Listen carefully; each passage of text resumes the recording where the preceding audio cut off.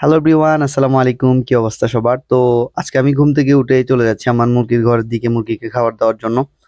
তো মুরগির খাবার দিতে গিয়ে দেখলাম আর কি ২ টা মুরগির ডিম দিচ্ছে। কালকেও আমি ২ টা ডিম পাইছিলাম এখানে।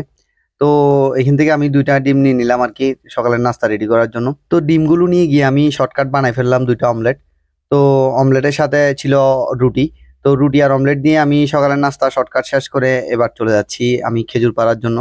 তো আজকে যেহেতু ঘুম থেকে উঠতে একটু দেরি হয়ে গেছে, তো আমি আজকে ২ টা গাছ থেকেই খেজুর পারবো। তো আর ইদানিং ঠিকভাবে আসলে খেজুর পাড়া হচ্ছে না। আমি একদিন পর একদিন পারার চেষ্টা করি। আর প্রতিদিনই অসংখ্য পরিমাণে আসলে গা গাছে খেজুর পেকে থাকে আরকি। আর এগুলো ফাড়ার পরও আসলে বিক্রি করাটা কষ্টকর হয়ে যাচ্ছে। কারণ এখন খেজুরের তত দাম নাই। খেজুরের দাম ১ বালতি পুরা রঙের বালতি ১ বালতিতে মনে করেন ৳৪, ৳৫, ৳১০ দিয়ে দেয়। তো এগুলাতে আসলে নিজেদের পোষায় না। তো এদিকে আব্বু অন্য একটা গাছ থেকে খেজুর পাড়তে গিয়ে পুরা একটা খাজুরের থোকা সহ ভেঙে ফেলছে। তো এইটা মোটামুটি ৫০-৬০ কেজির মতো হবে আরকি এটাতে। তো আমাদের মোটামুটি এখন খেজুর পাড়া শেষ। তো যেহেতু আমি এক্সট্রা কাজে যাবো আজকেও, তো আমি অল্প, অল্প সব গাছে পানি দিয়ে দিচ্ছিলাম আরকি। যেন একটু থাকে। যেহেতু গরম অনেক পড়তেছে।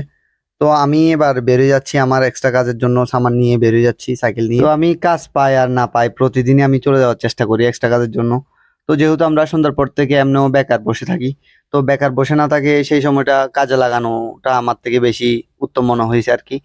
তো এমন, এমন সময় যায় যে আসলে একদিনে ৪ দিনের ইনকাম হয়ে যায়। আবার এমন, এমন সময় আসে যে এক এক লাগাতার মানে ১৫-২০ দিন পর্যন্ত কোনো কাজ থাকে না। কোনো কাজ পাই না। তো আজকেও কোনো কাজ পাই নাই। আসলে রিজিকের মালিক হচ্ছে আল্লাহ। তো যা আমার রিজিকে আছে তা এমনিতেই আসবে। তো আমি নিজের মতো করে চেষ্টা করে যাচ্ছি সবসময়। বাকিটা আল্লাহর হাতে।